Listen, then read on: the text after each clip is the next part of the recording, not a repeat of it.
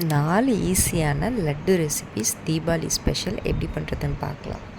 Welcome to TikTok சமையல். இன்றைக்கி நம்ம 4-in-1 லட்டு தாங்க பார்க்க போகிறோம். எப்படி பண்ணுறதுன்னு பார்க்கலாம். பாருங்கள் எவ்வளோ சாஃப்டாக சூப்பராக வந்திருக்குன்ட்டு. ஃபஸ்ட்டு ஒரு பேனில் 2 டேபிள் ஸ்பூன் நெய் எடுத்துக்கலாம். நெய் நல்லா உருகினதுக்கப்புறம் 10-15 முந்திரியை சாப் பண்ணி வச்சுருந்தேன். அதை நல்லா வறுத்ததுக்கப்புறம் தனியாக ஒரு பிளேட்டில் மாற்றிக்கலாம். அதுக்கப்புறம் உலர்ந்த திராட்சை எடுத்துக்கலாம். அதையும் நல்லா இந்த நெய்யிலே நல்லா வறுத்து எடுத்துக்கலாம். கரெக்டாக 1 கப் ரவை எடுத்துருக்கேங்க. இந்த 1 கப் ரவையை இந்த நெய்யில் நல்லா ட்ரையாக வறுத்துக்கணும். மணலாக இருக்கணும். இந்த ரவை நல்லா எவ்வளோக்குள்ளே வறுக்கிறோமோ அவ்வளோக்குள்ளே டேஸ்ட்டாக இருக்கும் நம்ம லட்டு. ஸோ ரவையை நல்லா சிம்மில் வச்சு நல்லா வறுத்துக்கலாம். இங்கே பாருங்கள் மணலாக இருக்கணும். முன்னாடி இருந்ததுக்கும் இப்போ இருந்ததுக்கும் லைட்டாக கலர் சேஞ்ச் இருக்கும். அந்த கலர் சேஞ்ச் ஆனதுக்கப்புறம் நம்ம அந்த ரவையை எடுத்துக்கலாம். இந்த பாருங்கள் இப்படி உதிரியாக இருக்கணும். மணலாக இருக்கணும். இதை ஒரு பிளேட்டுக்கு ட்ரான்ஸ்ஃபர் பண்ணிவிட்டு 4 பார்ட்டாக டிவைட் பண்ணிக்கலாம். ஃபஸ்ட்டு பார்ட்டுக்கு ஒரு ½ பீட்ரூட் எடுத்திருக்கேன். தண்ணி சேர்க்காமல் அந்த ஜூஸை எக்ஸ்ட்ராக்ட் பண்ணி ஃபில்ட்ரு பண்ணி எடுத்திருக்கேன். ஃபைன் பேஸ்ட்டாக அரைச்சி அந்த ஜூஸை எடுத்திருக்கேன். இப்போ நம்ம ஒரு பார்ட் ரவை எடுத்தோம்ல, அந்த ரவையோட இந்த பீட்ரூட் ஜூஸை ஆட் பண்ணிக்கலாம். ஆட் பண்ணோன்னே கலர் பாருங்கள், ஆர்டிஃபிஷியல் கலர்லாம் இல்லை. பீட்ரூட்டோட கலர் சூப்பராக இருக்கும். பார்க்கவே டேஸ்ட்டும் சூப்பராக இருந்துச்சு. ஸோ ட்ரை பண்ணி பாருங்கள், கிட்ஸுக்கு ரொம்பவே பிடிக்கும். அதுக்கப்புறம் நம்ம 5-6 ஏலக்காய் எடுத்துக்கிட்டு ஒரு ½ கப் சுகர் ஆட் பண்ணிக்கலாம். இந்த சுகரை நல்லா ஃபைன் பவுடராக அரைச்சிக்கணுங்க. பாருங்கள் இந்த லெவலுக்கு பவுடராக அரைச்சிக்கணும். அப்போ தான் லட்டு நம்மளுக்கு சாப்பிட்டா நல்லாயிருக்கும். ரவை கொஞ்சம் முறுமுறுன்னு இருக்கும். இது கொஞ்சம் சாஃப்டாக இருந்தால் தான் நம்மளுக்கு கடிச்சு சாப்பிட நல்லாயிருக்கும். நம்ம ரவையை லைட்டாக ஒரு டைம் மிக்சியில் போட்டு அரைக்கிறனால அரைச்சிக்கலாம். நான் அதை ட்ரை பண்ணல. நீங்கள் அரைச்சிக்கிறனால அரைச்சிக்கலாம், இன்னும் சாஃப்டாக இருக்கும். 2 tablespoon powder sugar add பண்ணியிருக்கேன். 1 டீஸ்பூன் நெய். இதெல்லாம் நல்லா மிக்ஸ் ஆகட்டும். மிக்ஸ் நெய்யில் ஏற்கனவே வறுத்து வச்சுருந்த முந்திரியும் திராட்சையும் கொஞ்சமாக இந்த லட்டுக்கு ஆட் பண்ணிக்கலாம். அதை ஆட் பண்ணோன்னா டேஸ்ட்டு கொஞ்சம் நல்லாயிருக்கும் கடிச்சு சாப்பிட. இந்த மாதிரி மாவு அந்த ரவை பிடிச்சோன்னா இந்த மாதிரி லட்டு மாதிரி நிற்கணும். இதுதான் கரெக்டான பதம். சப்போஸ் நிற்கலைன்னா நீங்கள் இன்னும் கொஞ்சம் நெய் விட்டு லட்டு பிடிச்சா அந்த மாதிரி ஆகிடும். இங்கே பாருங்கள் கரெக்டாக அது மாதிரி எல்லா உருண்டைகளும் நான் உருட்டி எடுத்து வச்சுருக்கேன். இப்போ இந்த லட்டை நம்ம உடச்சி பார்க்கலாம். கரெக்டான பதத்தில்ங்க பாருங்கள், சூப்பரான பதத்தில் இருக்குது, கரெக்டாக இருக்குது.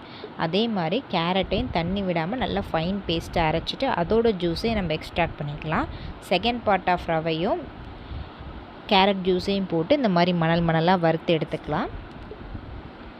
வறுத்து எடுத்ததுக்கப்புறம் 1 டேபிள் ஸ்பூன் பவுடர் சுகர், நீங்கள் சர்க்கரை உங்களுக்கு தகுந்தாப்பில் ஆட் பண்ணிக்கோங்க. 1 டீஸ்பூன் நெய். இது கரெக்டான சர்க்கரை நான் சொல்கிற அளவு. 4 பார்ட்டாக டிவைட் பண்ணதில் முந்திரி திராட்சை வறுத்ததை ஆட் பண்ணிவிட்டு அதே மாதிரி நம்ம கேரட் லட்டுவை பிடிச்சி எடுத்துக்கலாம். பாருங்கள் சூப்பராக இருக்குது. கலர் பார்க்க கிட்ஸுக்கெலாம் பார்க்கவே ரொம்பவே பிடிக்கும், சாப்பிடவும் பிடிக்கும். ஈஸியாக செஞ்சிடலாம். ஒரு 30 மினிட்ஸ்க்குள்ளே இத்தனை வெரைட்டி ஆஃப் லட்டு நீங்கள் டக்குன்னு செஞ்சிடலாம். அடுத்தது ரோஸ்டட் ரவை எடுத்திருக்கேன். ப்ரௌன் சுகர், நாட்டு சக்கரை இருக்குல்ல, நாட்டு சக்கரை நம்ம சர்க்கரை எந்த அளவுக்கு ஆட் பண்ணோம் அதோட கொஞ்சம் எக்ஸ்ட்ரா, இது ஸ்வீட்னஸ் கொஞ்சம் கம்மியாக இருக்கும்ல, கொஞ்சம் எக்ஸ்ட்ரா ஆட் பண்ணிக்கலாம். இதில் நம்ம காய்ச்சி நல்லா சுண்ட காய்ச்சின பால் ஆற வச்சு எடுத்திருக்கேன். பாருங்கள் இந்த மாதிரி பதத்துக்கு இருக்கணும். அதே மாதிரி வறுத்து வச்சிருந்த முந்திரி திராட்சை எல்லாத்தையும் ஆட் பண்ணிவிட்டு நெய்யும் ஆட் பண்ணிக்கலாம். நெய்யை ஆட் பண்ணிவிட்டு அதே மாதிரி லட்டு பிடிச்சி வச்சிடலாம். ஈஸியாக டக்கு நம்ம ரவையை மட்டும் ஒரே பல்காக வறுத்துட்டோன்னா டக்குன்னு இந்த லட்டை 4 வெரைட்டிஸ் ஆஃப் லட்டை ஒரு 30 மினிட்ஸில் ஈஸியாக பண்ணிடலாம். கிட்ஸுக்கும் ரொம்ப பிடிக்கும். பார்க்கவே கலர்ஃபுல்லாக இருந்தாவே கிட்ஸ்லாம் ரொம்பவே விரும்பி சாப்பிடுவாங்க. அதே மாதிரி 4th பார்ட் ஆஃப் ரவை நான் மறுபடியும் இன்னும் கொஞ்சம் ரவையை போட்டு வறுத்தேன். ஏன்னா லட்டு 4th பார்ட்டுக்கு ஒரு 2 லட்டு தான் இருந்துச்சு. அதனால் மறுபடியும் கொஞ்சம் ரவையை மறுபடியும் வறுத்தேன். 1 கப்லேருந்து 1.5 கப் ரவை நீங்கள் போட்டுக்கிட்டால் கரெக்டாக இருக்கும். பவுடர் சுகர் ஆட் பண்ணிக்கலாம் 2 டேபிள் ஸ்பூன். நெய் 1 டேபிள் ஸ்பூன் ஆட் பண்ணிக்கலாம். 1 டீஸ்பூன் ஆட் பண்ணிக்கோங்க. காய்ச்சி ஆற வச்ச பால் கொஞ்சம் கொஞ்சமாக தெளித்து லட்டு பிடிக்கிற பதத்துக்கு எடுத்து நம்ம லட்டு குட்டி குட்டி உருண்டையாக எடுத்து வச்சுக்கலாம். பாருங்கள், ஈஸியாக 4-in-1 லட்டு பண்ணிடலாம். இந்த வீடியோ பிடிச்சிருந்தா சப்ஸ்கிரைப் பண்ணிக்கோங்க. தேங்க்யூ ஃபார் வாட்சிங். ஹாய் ஃப்ரெண்ட்ஸ், இன்றைக்கி நம்ம எள்ளு லட்டு தான் எப்படி பண்ணுறதுன்னு பார்க்க போகிறோம். இது வந்து ரொம்பவே ஹெல்தி, ரொம்பவே அயன் சத்தும் கால்சியம் சத்தும் நிறைஞ்சது. ஸ்நாக்ஸ் கேட்டால் கண்டிப்பாக அதை ட்ரை பண்ணுங்கள். நான் 1 கப் எள் எடுத்திருக்கேன். அதை நல்லா சிம்லே வச்சு அந்த எள் வந்து லைட்டாக கலர் சேஞ்ச் ஆகிற வரைக்கும் பொறுமையாக நல்லா வறுத்து எடுத்துக்கலாம். இதில் ஒரு சொட்டு எண்ணெய் கிடையாது, சர்க்கரை கிடையாது, ஆயில் ஃப்ரீ ஸ்நாக்ஸ், ரொம்பவே ஹெல்தி. ஸோ இது செய்ய வந்து 10 மினிட்ஸுங்கிறதே அதிகம்தான். இந்த எள் வந்து நல்லா வறுப்பட்டதும் நம்ம ஒரு பிளேட்டுக்கு மாற்றிக்கலாம். இது வந்து நான் 3-4 டைம் கழுவி காய வச்சு வீட்டிலே இது பண்ணி சுத்தப்படுத்தி வச்சதுனால நான் கழுகலை. நீங்கள் உங்கள்கிட்ட வந்து கழுவாமல் வச்சுருந்தீங்கன்னா அதை நல்லா வாஷ் பண்ணிவிட்டு உடனே வறுத்துருங்க. நான் அதனால் அந்த ஸ்டெப்பை வந்து ஸ்கிப் பண்ணிட்டேன். எள் வந்து க்ளீனாக இருந்துச்சுன்னா டேரெக்டாக நீங்கள் வந்து வறுத்துடலாம். 1 கப் எள்ளுக்கு 1/2 கப் வந்து வேர்க்கடலை. இந்த மாதிரி நல்லா வறுப்பட்டதும் அதையும் தனியாக ஒரு பிளேட்டுக்கு மாற்றிட்டு அதோட தோலை நல்லா இந்த மாதிரி உதுத்து எடுத்து வச்சுக்கோங்க. தோல் இல்லாமல் போடுங்க. தோல் இல்லாமல் எடுத்து வச்சாச்சு. இப்போ நம்ம ஏற்கனவே வறுத்து வச்சுருந்த எள் வந்து ஆறிடுச்சு. அதை வந்து ஒரு மிக்ஸி ஜாரில் போட்டு நல்ல ஒரு ஃபைன் பேஸ்ட்டுக்கு அரைச்சிக்கலாம். இந்த எள் வந்து அப்படியே அதிலேருந்து கொஞ்சமாக லைட்டாக அந்த கோலமாவு மாதிரி இருக்கும் அரைச்சோன்னா. இங்கே பாருங்கள், நான் கையில் எடுத்து காமிக்கிறேன். எந்த அளவுக்கு அரைக்கணும்னா நல்லா நைஸாக அரைக்கணும். இங்கே பாருங்கள், இந்த அளவுக்கு நைஸாக அரைக்கணும்.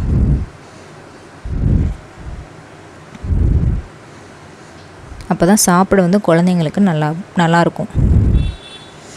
இதை வந்து ஒரு பவுலுக்கு ட்ரான்ஸ்ஃபர் பண்ணிக்கலாம். ஏற்கனவே எடுத்து வச்சுருந்த வேர்க்கடலை இருக்குல்ல, அதையும் வந்து இதே அளவுக்கு கன்சிஸ்டன்சிக்கு நல்லா ஹை ஸ்பீடில் வச்சு நல்லா அரைச்சி எடுத்துக்கலாம். பாருங்கள், இந்த அளவுக்கு நல்லா அரைச்சி எடுத்துக்கணும். 1 கப் எள்ளுனா 1/2 கப் வேர்க்கடலை. இதையும் இந்த எள்ளோட மிக்ஸ் பண்ணிக்கலாம். நெக்ஸ்ட்டு இதுக்கு இனிப்பு சேர்க்கணுமில்ல, அதுக்கு வந்து நான் வெல்லம் வந்து உருண்டை வெல்லம் தான் எடுத்து வச்சுருந்தேன். அந்த வெல்லத்தை 1-2 இடித்து வச்சுருக்கேன். அதை மிக்ஸி ஜாரில் போட்டோன்னா நல்லா வந்து ஒரு ஃபைனான அந்த எள்ளு மாவு கன்சிஸ்டன்சிக்கே நம்மளுக்கு வந்து அந்த பவுட்ரு கிடைக்கும், வெல்லத்தோட பவுட்ரை. அங்கே பாருங்கள், இப்படி ஆயிடுச்சு பாருங்கள். இதை வந்து அந்த மாவோட போட்டு நல்லா மிக்ஸ் பண்ணணும். மொத்தமே 3 இன்க்ரீடியன்ட் தான். எள் 1 கப்பு, கடலை 1/2 கப்பு, வெல்லம் இனிப்புக்கு தகுந்தாப்பில் சேர்த்துக்கோங்க. ரொம்பவே ஹெல்தி. குழந்தைங்களுக்கு கொடுத்தா அயன் குறைபாடு, கால்சியம் குறைபாடெலாம் வராது. டெய்லியும் ஒவ்வொரு லட்டு கொடுத்தா போதும். மொத்தமே ஒரு 10 மினிட்ஸில் செஞ்சிடலாம். ரொம்பவே ஈஸியானது. இங்கே பாருங்கள், இந்த மாதிரி அழகாக கையில் உருண்டை பிடிச்சா சூப்பராக இந்த மாதிரி உருண்டை மாதிரி வரணும்.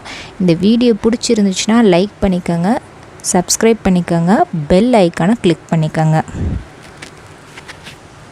இன்றைக்கி நம்ம தீபாவளி ஸ்பெஷல் மோட்டிச்சூர் லட்டு தான் பார்க்க போகிறோம். செம்ம டேஸ்டியாக ஜூஸியாக வீட்டிலே பண்ணிடலாம்.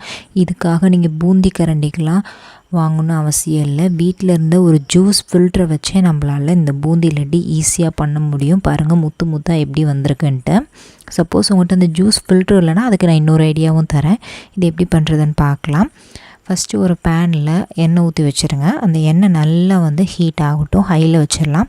அந்த எண்ணெய் ஹீட் ஆகிறதுக்குள்ளே நான் வந்து கடலை மாவு 250 கிராம் மெஷர் பண்ணி எடுத்து வச்சுருக்கேன். இந்த 250 கிராமில் எனக்கு வந்து 32 லட்டுகள் கிடச்சிச்சு மீடியம் சைஸில். நான் ஸ்டார்டிங்கே உங்கள்கிட்ட காமிச்சிருக்கேன். அந்த சைஸில் பார்த்திங்கன்னா 32 லட்டு கிடச்சிச்சு.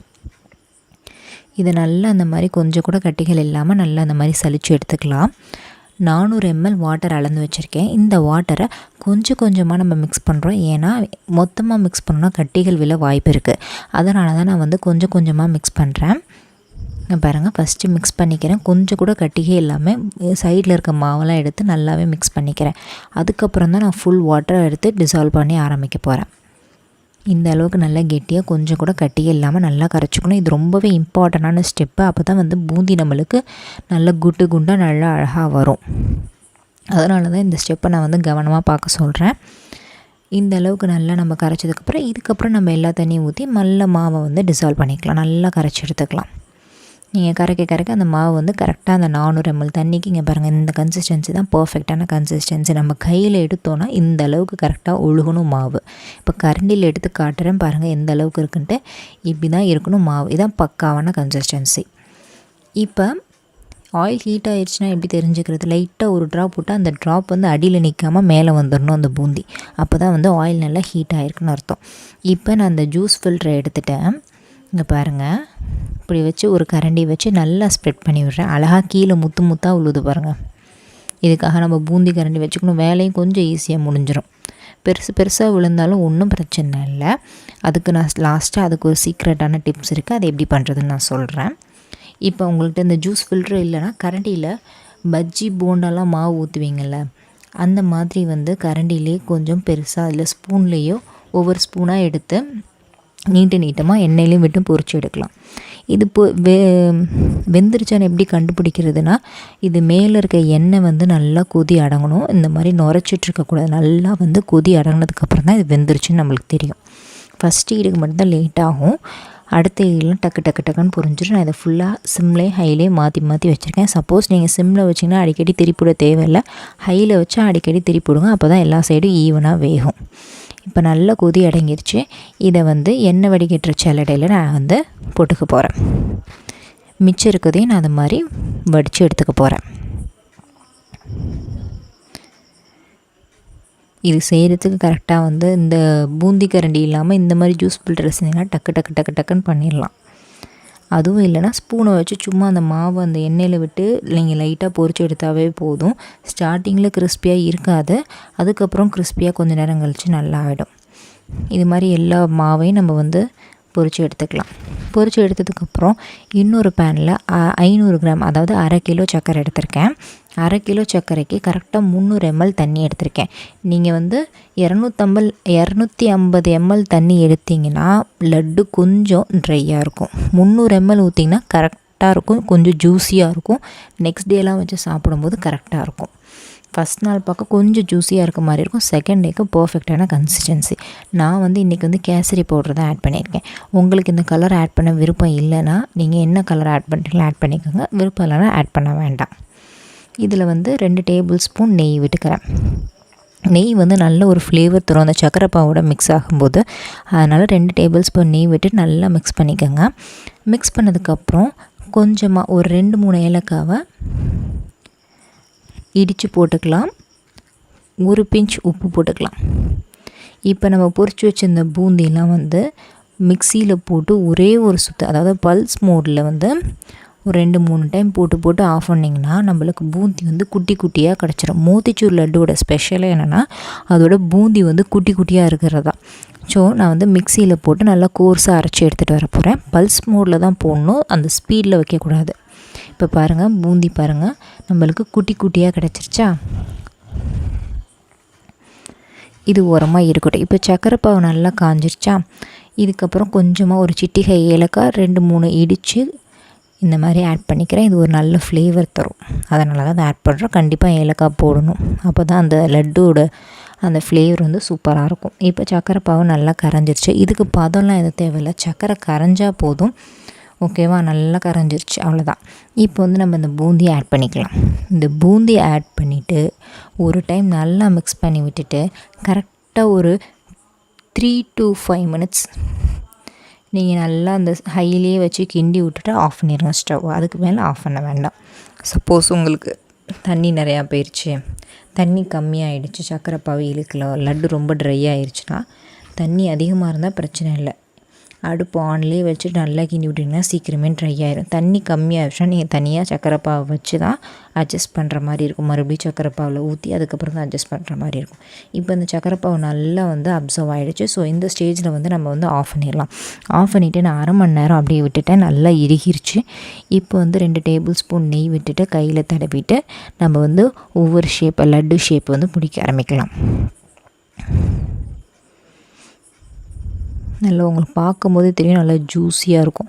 இது வந்து உடனே சாப்பிட்டிங்கன்னா கொஞ்சம் இதாக இருக்கும், நெக்ஸ்ட் டே சாப்பிட்டிங்கன்னா கரெக்டாக இருக்கும்.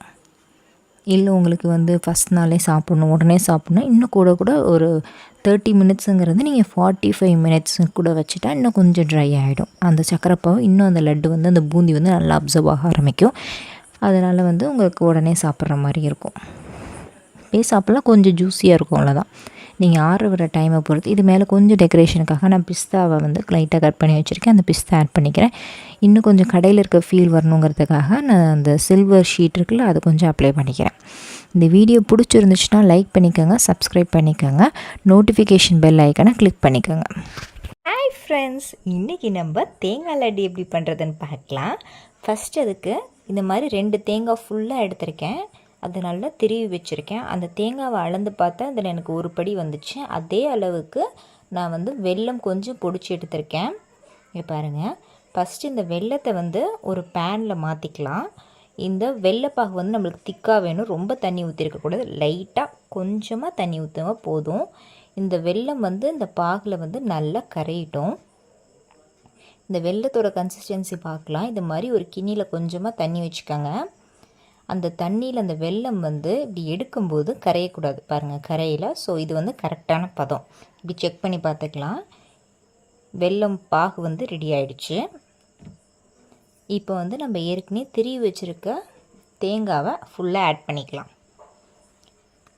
இது வந்து நம்ம சர்க்கரைக்கு பதிலாக வெல்லம் போடுறனால ரொம்பவே ஹெல்த்தியானதும் கூட, குழந்தைங்களும் எவ்வளோ வேணாலும் சாப்பிட்லாம். இதோட பதம் பார்த்திங்கன்னா இங்கே பாருங்கள், உங்களுக்கே தெரியும், கொதிக்கும்போது சைடில் வெள்ளையாக பூக்க ஆரம்பிக்கும், ஒரு மாதிரி ஒயிட் கலராக வரும், நல்லா திக்காகும். அந்த தேங்காவும் வெல்லமும் சேர்ந்து ஒரு பிளேட்டில் வந்து இது மாதிரி நெய் தடவி வச்சுக்கலாம். லாஸ்ட்டாக இறக்க போகிறதுக்கு முன்னாடி ஒரு டேபிள் ஸ்பூன் நெய் மட்டும் ஆட் பண்ணிக்கலாம். நெய் ஆட் பண்ணிவிட்டு அந்த நெய் வந்து நல்லா மிக்ஸ் ஆகிற அளவுக்கு நல்லா கிண்டி விட்டுருங்க. இந்த வெள்ளைப்பாவு நல்லா திக்காகட்டும். இங்கே பாருங்கள், இதுதான் கரெக்டான கன்சிஸ்டன்சி. தெரியுது அவங்களுக்கு? இப்படி இது பண்ணால் தனியாக தெரியணும், தனியாக திரண்டு வரணும். இப்போ வந்து இதை வந்து ஒரு நெய் தடவின பிளேட்டுக்கு வந்து ட்ரான்ஸ்ஃபர் பண்ணிக்கலாம்.